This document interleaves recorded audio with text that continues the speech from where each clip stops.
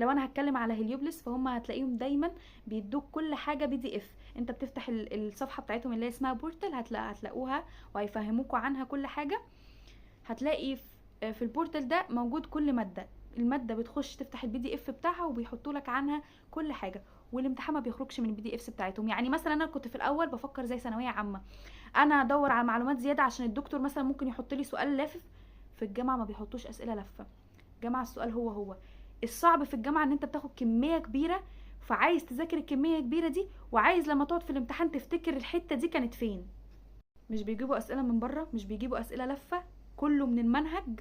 بس انت احفظ المنهج، والله العظيم صمه وملكش دعوه.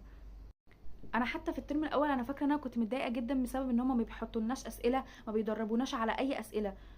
اكتشفت بعد ما خلصت فاينل الترم الاول انا ما كنتش محتاجه اسئله، انا لو ذاكرت ماده هخش احل. ليه؟ لاني الاسئله موجوده، انت السطر عندك بيتشال منه كلمه، فاهمين قصدي؟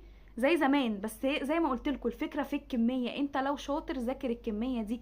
وانا مش بخوف حد، بس احنا لو تعبنا في الترم الاول شويه وفي الترم التاني شويه، والله العظيم ما هناخد وقت زي ثانويه عامه خالص. يعني اي حد في ثانويه عامه كان بيذاكر مثلا 4 ولا 3 ساعات في اليوم، انت في الجامعه لو ذاكرت ساعه في اليوم بما يرضي الله، يعني والله العظيم هتجيب مثلا جيد جدا، اقسم بالله. او يعني الناس بقى اللي بتجيب امتياز هتكلم عليها بعد شويه او فيديو تاني.